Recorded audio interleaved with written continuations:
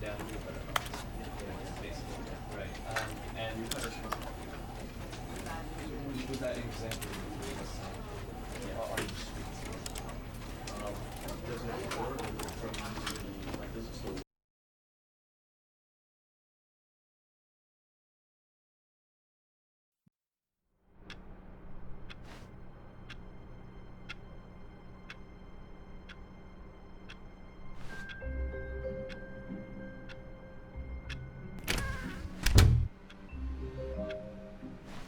All of his co-workers were gone. What could it mean? Stanley decided to go to the meeting room. Perhaps he had simply missed a memo. No matter how hard Stanley looked, he couldn't find a trace of his co-workers.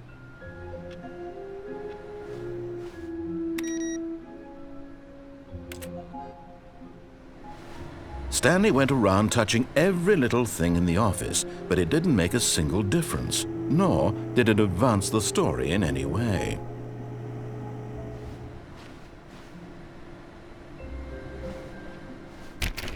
Oh, please. Are you really just doing this for the trophy? Click a door 5 times? Is that all you think a trophy is worth? No.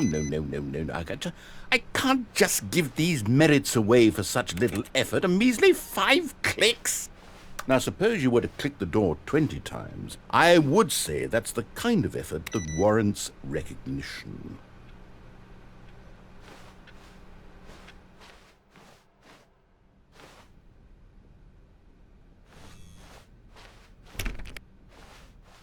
When Stanley came to a set of 2 open doors, he entered the door on his left. This was not the correct way to the meeting room, and Stanley knew it perfectly well.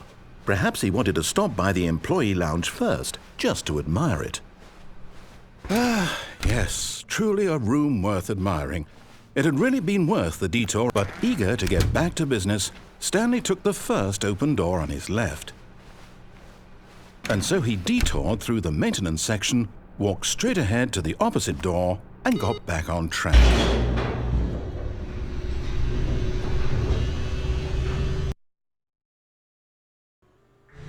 But Stanley didn't want to go back to the office.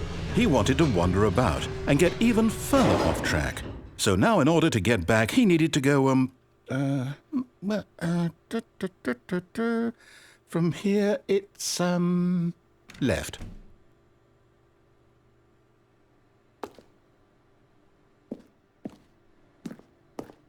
Oh, no, it's to the right, my mistake.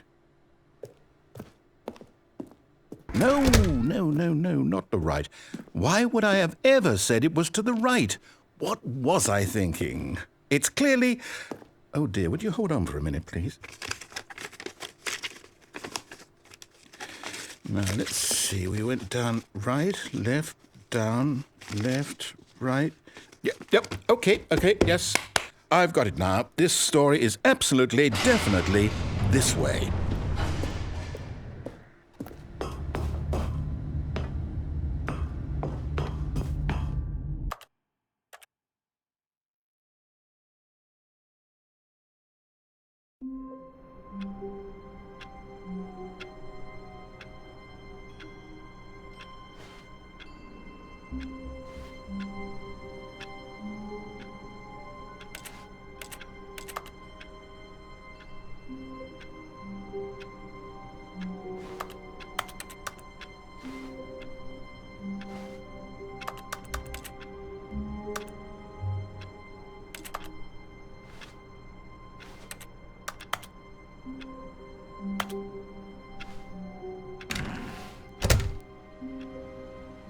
All of his co-workers were gone.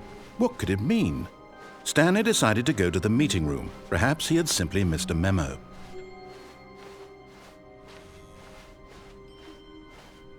When Stanley came to a set of 2 open doors, this was not the correct way to the meeting room, and Stanley knew it perfectly well.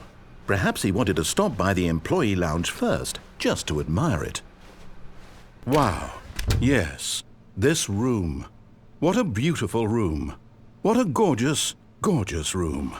Thank goodness Stanley had taken this detour on his way to the meeting room. Life without having experienced this room was now too horrible even to consider.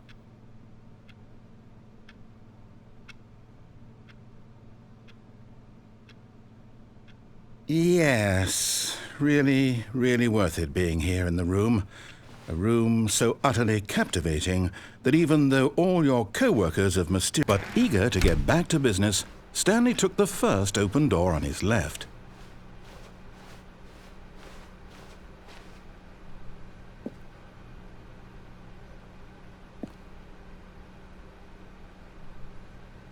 Stanley was so bad at following directions, it's incredible he wasn't fired years ago.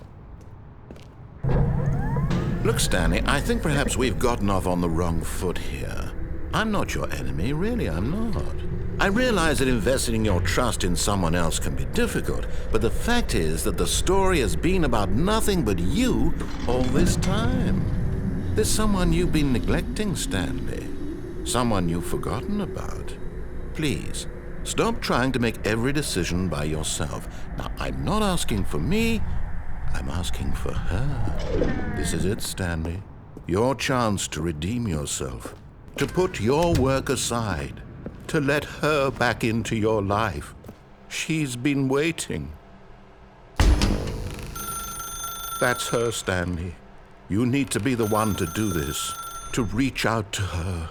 If you can truly place your faith in another, then pick up the phone.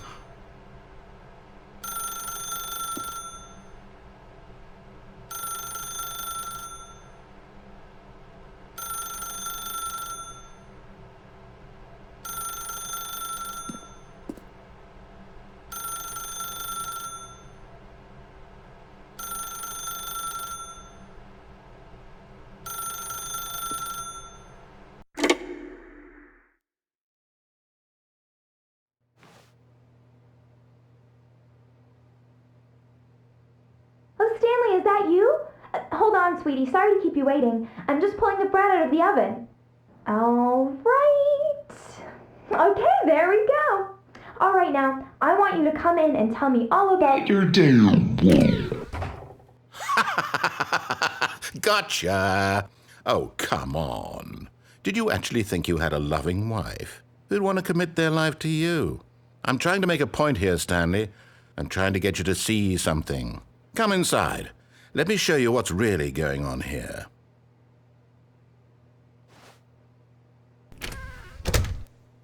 This is a very sad story about the death of a man named Stanley.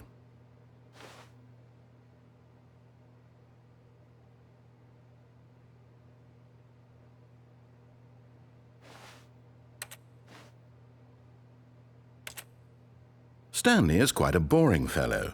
He has a job that demands nothing of him, and every button that he pushes is a reminder of the inconsequential nature of his existence.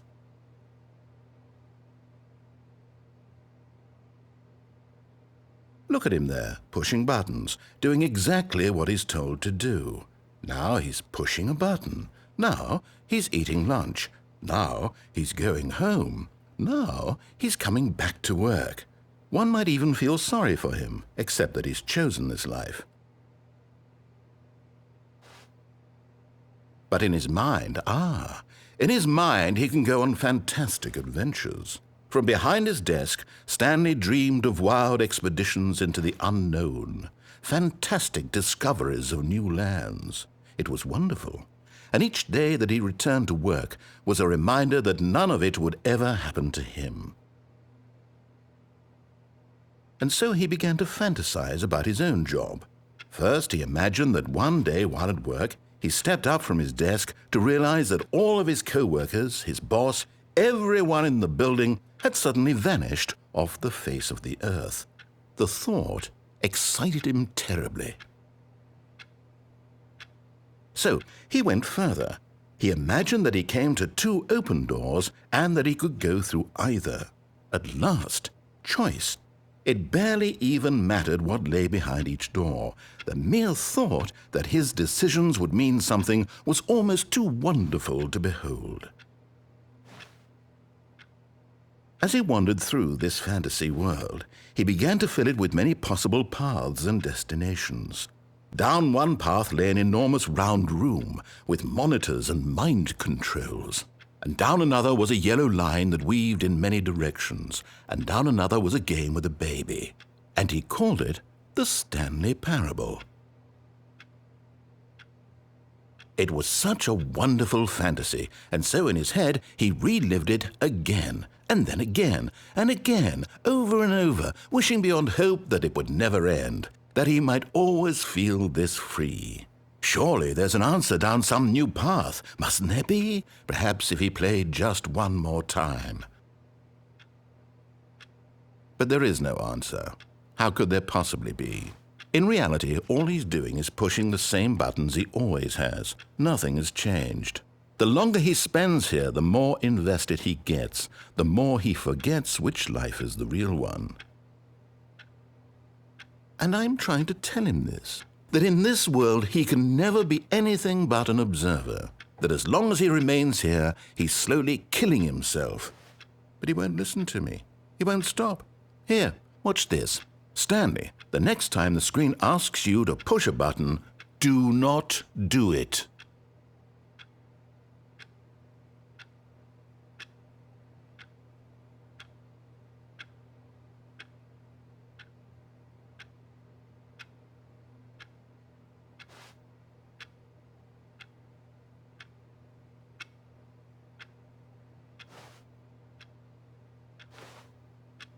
You see?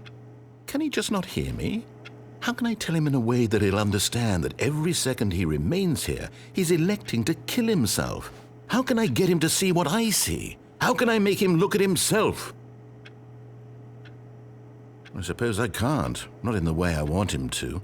But I don't make the rules. I simply play to my intended purpose, the same as Stanley. We're not so different, I suppose. I'll try once more to convey all this to him. I'm compelled to. I must. Perhaps, well, maybe this time he'll see. Maybe this time. And I tried again, and Stanley pushed a button. And I tried again, and Stanley pushed a button. And I tried.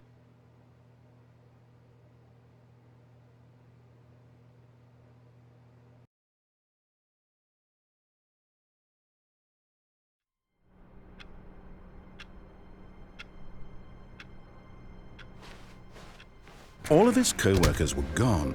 What could it mean? Stanley decided to go to the meeting room. Perhaps he had simply missed a memo.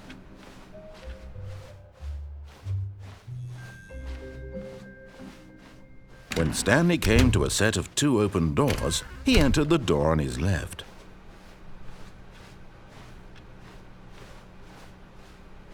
Yet there was not a single person here either. Feeling a wave of disbelief, Stanley decided to go up to his boss's office, hoping he might find an aunt. Coming to a staircase, Stanley walked upstairs to his boss's office.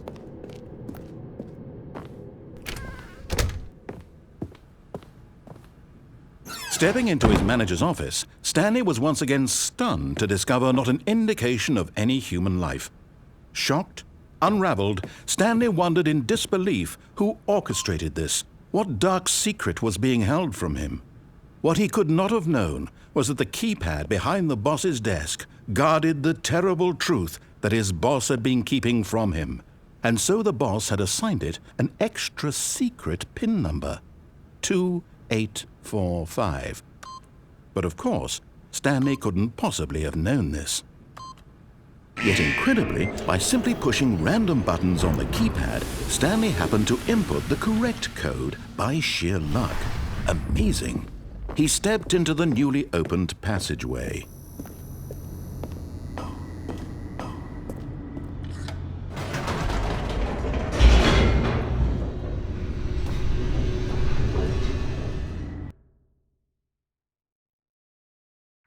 Descending deeper into the building, Stanley realized he felt a bit peculiar.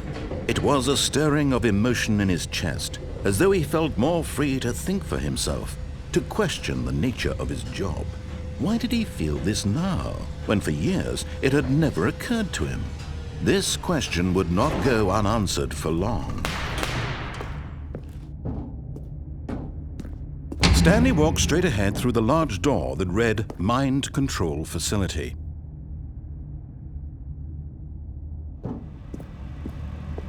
Although this passageway had the word escape written on it, The truth was that at the end of this hall, Stanley would meet his violent death. The door behind him was not shut. Stanley still had every opportunity to turn around and get back on track. At this point, Stanley was making a conscious, concerted effort to walk forward and willingly confront his death.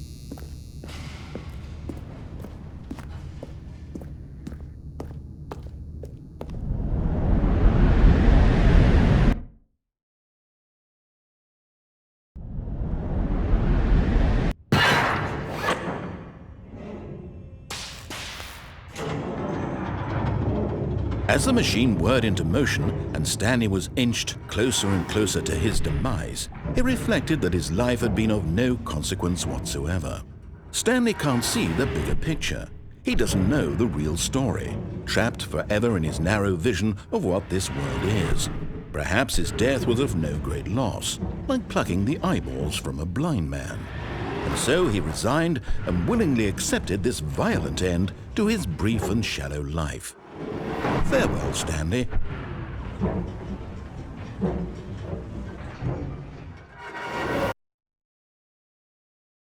"Farewell, Stanley," cried the narrator, as Stanley was led helplessly into the enormous metal jaws. In a single visceral instant, Stanley was obliterated as the machine crushed every bone in his body, killing him instantly.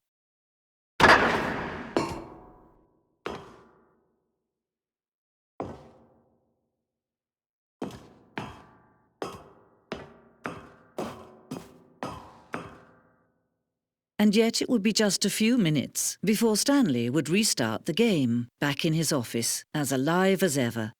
What exactly did the narrator think he was going to accomplish?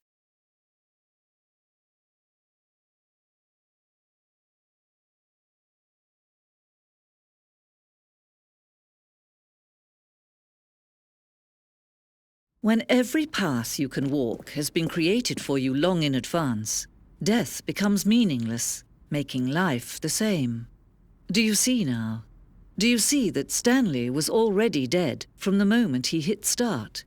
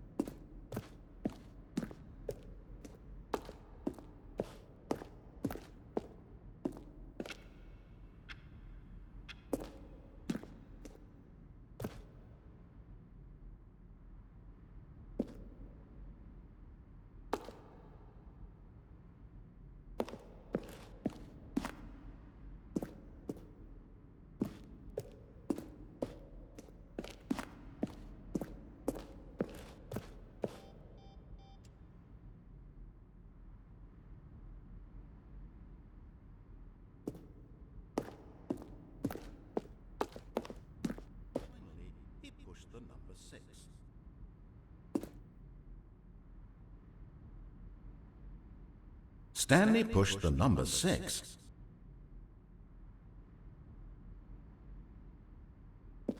When Stanley came to the lift, he travelled upward to the power source at the top of the facility. Where were to end this injustice forever? Oh, I don't know. How about they're throwing a surprise party for him for all his button pushing? Does that sound plausible to you? In the story.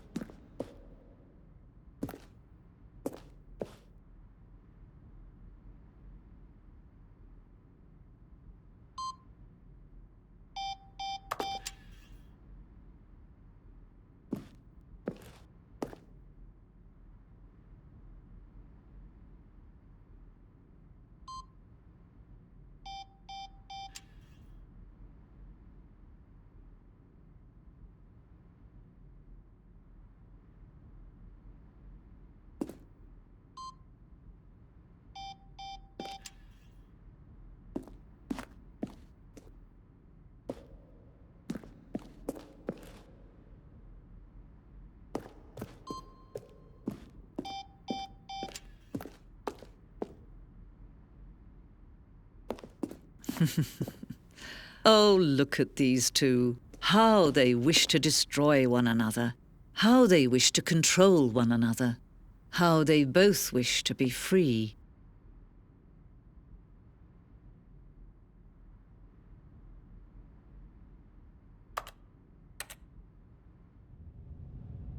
Can you see? Can you see how much they need one another? No, perhaps not. Sometimes these things cannot be seen.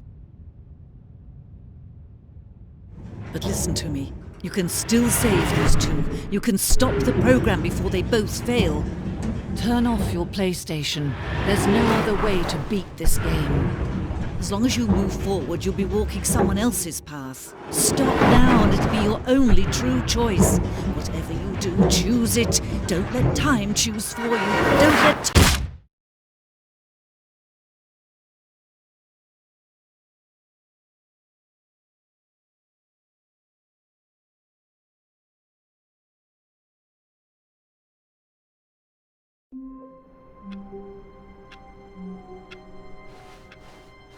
All of his co-workers were gone.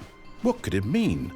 Stanley decided to go to the meeting room. Perhaps he had simply missed a memo. Oh, good. You noticed my sign. Yes, I have something very exciting to show you.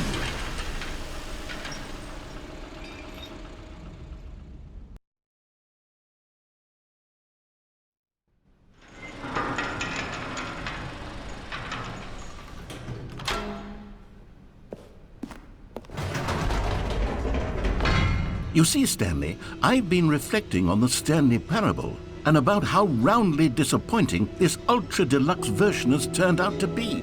The original Stanley Parable was a landmark, and any new content for it should live up to that legacy. So forget this ultra-deluxe nonsense. I say we take it one step even further.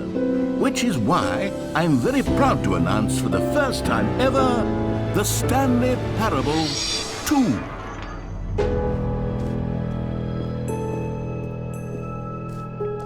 Yes, you see, isn't this far superior to a measly port with a few minor additions? Think of all the new territory we'll cover with a fully fledged sequel. An entirely new experience, built from the ground up. Why, there are so many possibilities. It could go in so many different directions. This is what fans have truly been asking for. Now, to be clear, I haven't quite nailed down what exactly the Stanley Parable 2 is going to be, but let's take a look at some of the features I've been developing for it. I figure that if I can loosely organize a handful of interesting concepts, that surely the game will sort of naturally spring up around them. Here we are. Go on, try out some of the new features.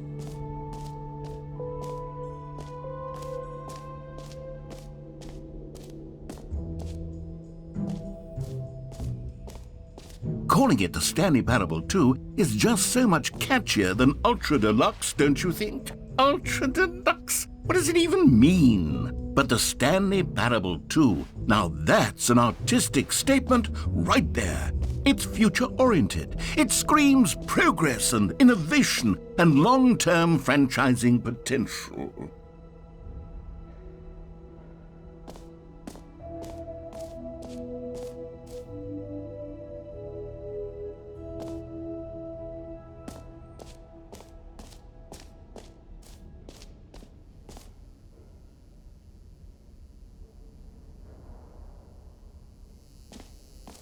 Now here's something special. You remember that broken test trophy that got left in the game on accident? Well, I'm developing a technology to simply give you the trophy. Yes, you see, you'll come to this lever, and when you pull it, the trophy will be given to you. It's as simple as that. Okay, perhaps I should have clarified. This is technology that will exist. Right now, the trophy is still fully broken. I'm not a wizard, Stanley. But I guarantee it will be fixed in the sequel to at last satisfy the hordes of ravenous fans all over the world who have been uproariously demanding this feature. Gamers, we hear you, and I promise it will happen.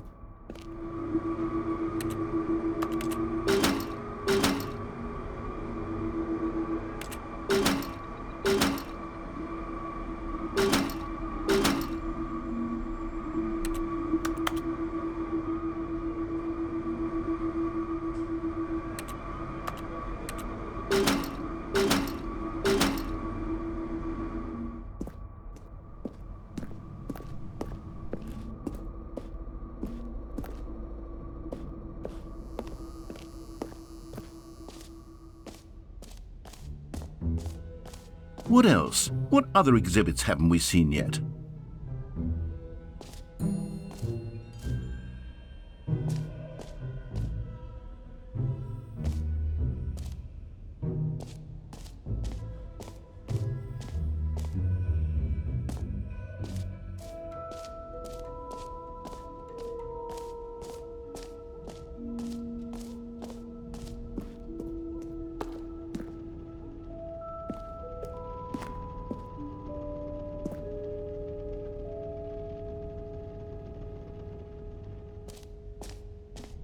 Ah, collectibles.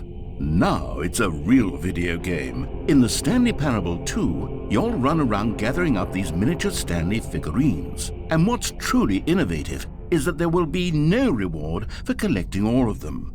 I don't want to stifle the intrinsic joy of watching a number go up. You simply collect all of them, and then you move the hell on with your unremarkable life.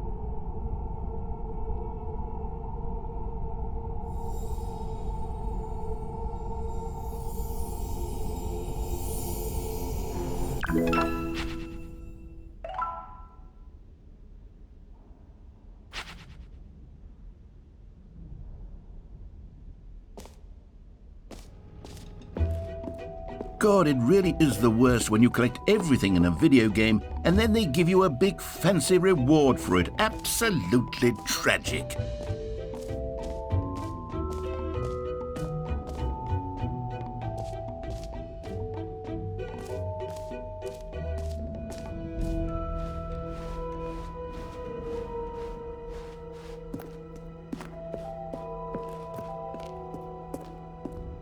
Oh, goodness, Stanley, this is fairly awkward. I hate to do this, but before you leave, you really should go to the bucket exhibit. You see, there's a surprise I was going to spring on you later, and it involves the bucket. And I really do hate to break the illusion, but it's important that you go see the bucket, okay? All right, I'll get out of your hair now.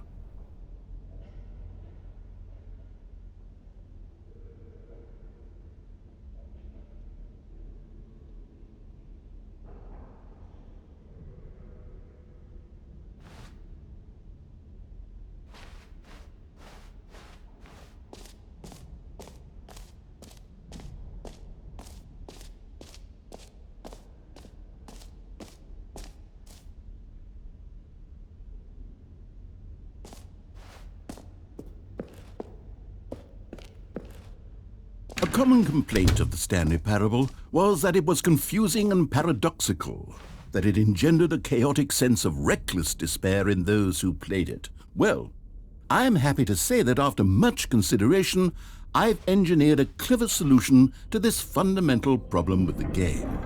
It's the Stanley Parable Reassurance Bucket. You see, Stanley, anytime you're holding the bucket, a sense of calm and ease will fill your mind and your heart. It's true. As long as you hold on to the bucket, the many disorienting contradictions of the Stanley Parable will feel perfectly normal and perhaps even comforting. You may even come to long for the gentle embrace of jarring cognitive dissonance while the bucket is in your arms. And to be honest, it's a much more convenient solution for me than actually redesigning the game to be less uncomfortable. Can you imagine what a pain in the ass that would be? Yes, the bucket is the perfect solution. Come on, give it a try.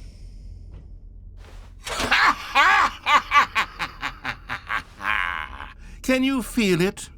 The glow of comfort, even in the face of crushing despair, must already be sweeping through your body. And in fact, can I say that I do believe the bucket lends you an air of charisma as well? I think that just holding it has made you the slightest bit more attractive as a person. The benefits of the bucket seem to go on, don't they? All this and more await you in the Stanley Parable 2.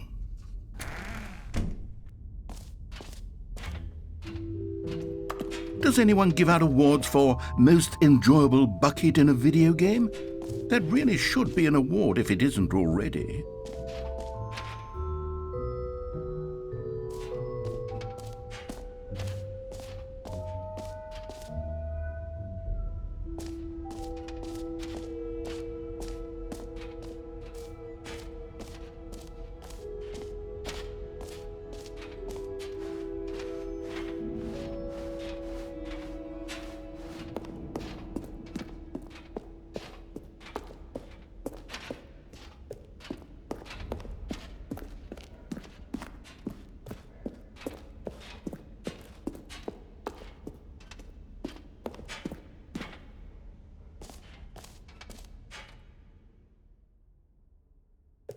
So, Stanley, what do you think?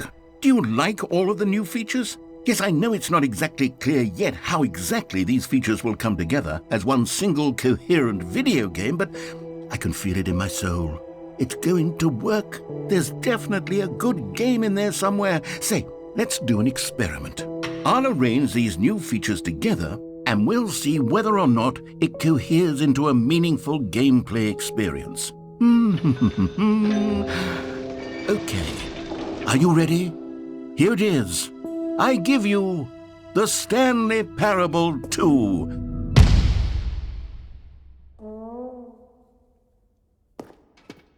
I mean, there's potential here, right? It's sort of... Okay, never mind. Hold on, let me do a different arrangement. Okay, yes, this is much better. I feel good about this. Here we go. Version 2. Who am I kidding, Stanley? This isn't a coherent video game at all. It's a lot of gags. And I do very much enjoy creating gags, but they don't add up to anything. I wanted more than anything to create a sequel that would capture all the magic of the first game. I wanted fans to love it. No matter how good these gags are, they won't stand on their own. They would need the structure and the gameplay of the original. Wait, maybe that's it. I can take the original Stanley Parable and simply, well, insert a few of my new features into it. Tastefully, of course. With respect. With care for the vision and integrity of the original game. Would it possibly work? I suppose it could. But it would need a really, really tremendous title screen. A title screen that says with bold and uncompromising conviction, "This is the Stanley Parable 2. Let me see if I can whip something up. All right, perfect. Go ahead. Take a look.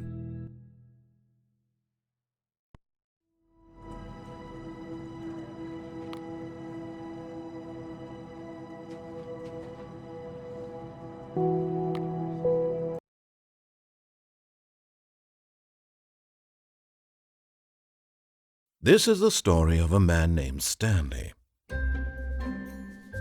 Stanley worked for a company in a big building where he was employee number 427. Employee number 427's job was simple. He sat at his desk in room 427 and he pushed buttons on a keyboard. Orders came to him through a monitor on his desk, telling him what buttons to push, how long to push them, and in what order. This is what employee 427 did every day of every month of every year. And although others might have considered it soul-rending, Stanley relished every moment that the orders came in, as though he had been made exactly for this job. And Stanley was happy. And then one day, something very peculiar happened. Something that would forever change Stanley. Something he would never quite forget. He had been at his desk for nearly an hour when he realized that not one single order had arrived on the monitor for him to follow. No one had showed up to give him instructions, call a meeting, or even say hi. Never in all his years at the company had this happened, this complete isolation. Something was very clearly wrong. Shocked, frozen solid, Stanley found himself unable to move for the longest time. But as he came to his wits and regained his senses, he got up from his desk and stepped out of his office.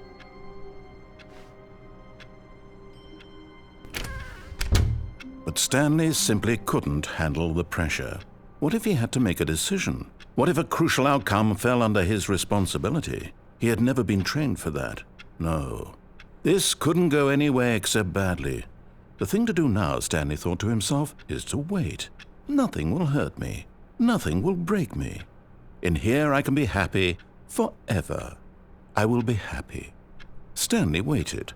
Hours passed, then days. Had years gone by? He no longer had the ability to tell. But the one thing he knew for sure, beyond any doubt, was that if he waited long enough, the answers would come. Eventually, someday, they would arrive. Soon, very soon now, this will end. He will be spoken to. He will be told what to do. Now it's just a little bit closer. Now it's even closer. Here it comes.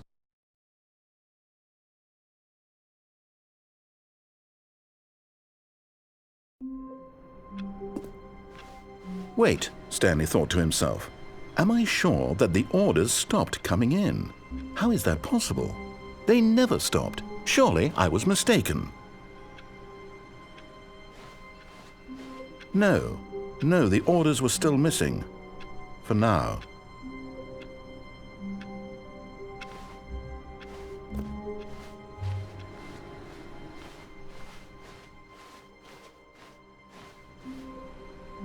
Stanley picked up the bucket.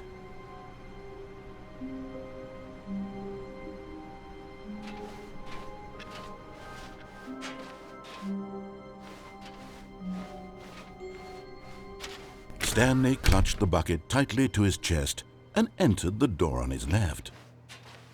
This was not the correct way to the meeting room, but Stanley had felt the bucket calling to him, telling him that the employee lounge was simply the place to be. And here it was. Had the bucket turned out to be correct? Was this better than the meeting room? Yes, Stanley thought to himself. Yes, perhaps it truly was. How insightful the bucket turned out to be.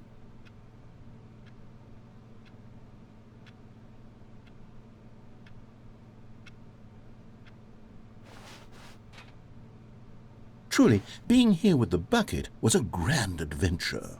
Stanley reflected on all they'd been through together. First, walking through the door on the right, then walking to the lounge, then arriving at the lounge. What a thrilling journey the bucket had inspired.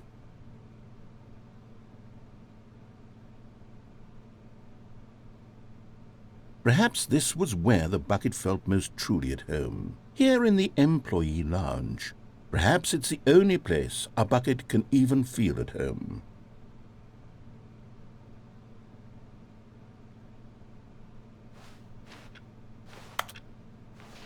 Stanley decided to just give the bucket absolutely as much time as it needed to be in the lounge. Clearly, the bucket and the employee lounge shared a special connection.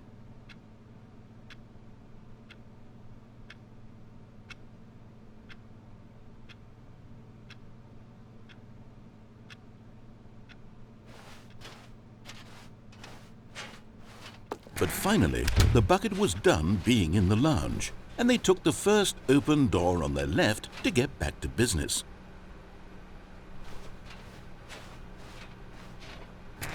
No, Said the bucket. don't go to the meeting room. Go somewhere else. The cargo lift, yes. Go there. Go to the cargo lift. Good, Said the bucket. now ride the lift all the way to the top. There's something up there I need you to do. Stanley did not question why or how this bucket was speaking to him. It should have alarmed him, of course, because buckets can't talk. But Stanley chose not to think about this obvious fact. He was firmly convinced that the bucket had spoken to him, and he unthinkingly did whatever the bucket asked.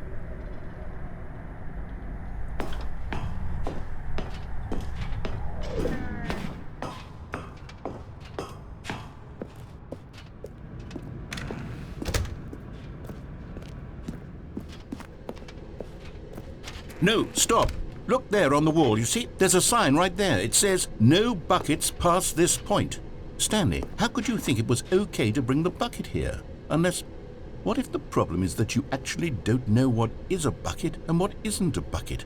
I suppose that would explain a lot about your behavior up to this point. Which, if that's true, well, my goodness, I think we have to do something about it.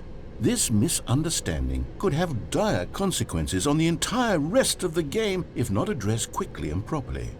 So much of the impact of the story is dependent on your understanding of what is and isn't a bucket. Please, step in here for a moment.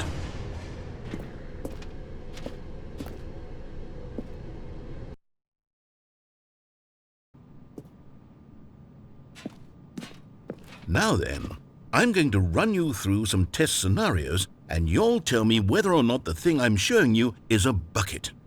Simple enough, right? This should tell us everything we'll ever need to know about what is or is not a bucket. Okay, let's begin. Item 1. Is this a bucket? Incorrect. It is a hologram of a bucket, not an actual bucket.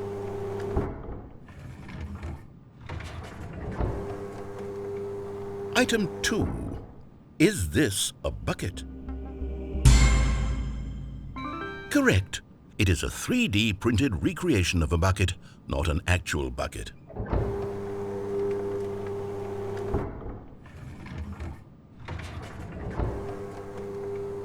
Item 3.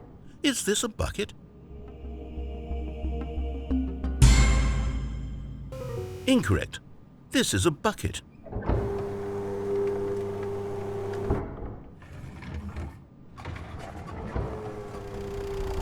Item 4. Is this a bucket?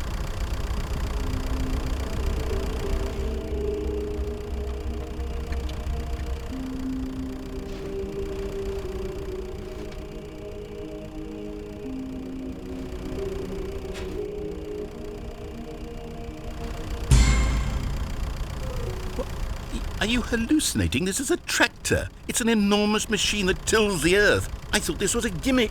How on earth did you manage to screw it up? Absolutely incredible.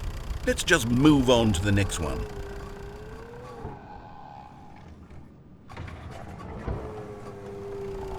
Is this a bucket?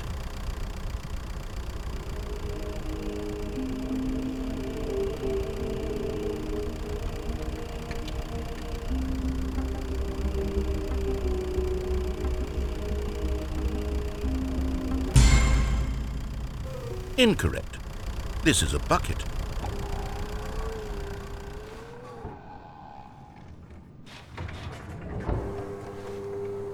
Item 6. Is this a bucket?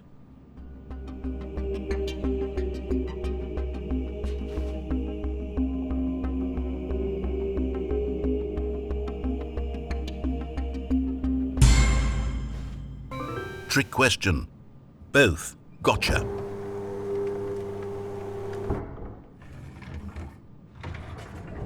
Item... Wait, hold on. I can't find the next one. Let me see. It should be around here somewhere.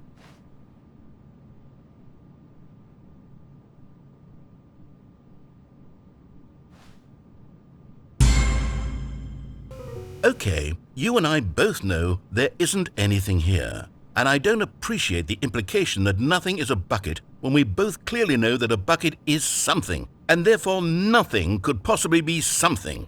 Unless, in your twisted mind, have you somehow convinced yourself that a bucket is nothing? Answer me straight, Stanley. Do you believe that nothing is a bucket?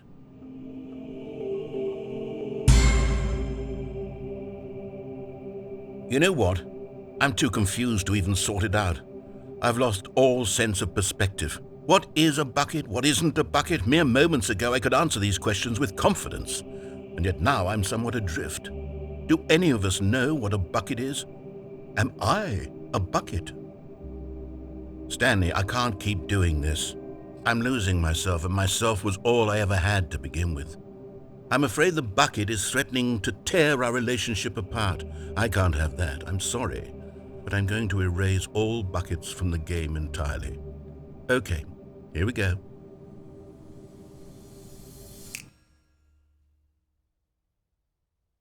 What happened? Is everything gone?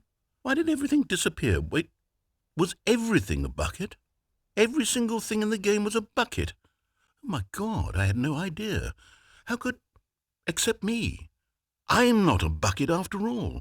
And you, Stanley, you're still here. You're not a bucket either. Oh, this is wonderful news. We're not buckets. Yes, I actually feel much more at ease right now. It's delightful to get some clarity on that issue. But it doesn't change the fact that we haven't got a game. So, tell you what, I'll reset everything and we'll put back all of the buckets, okay?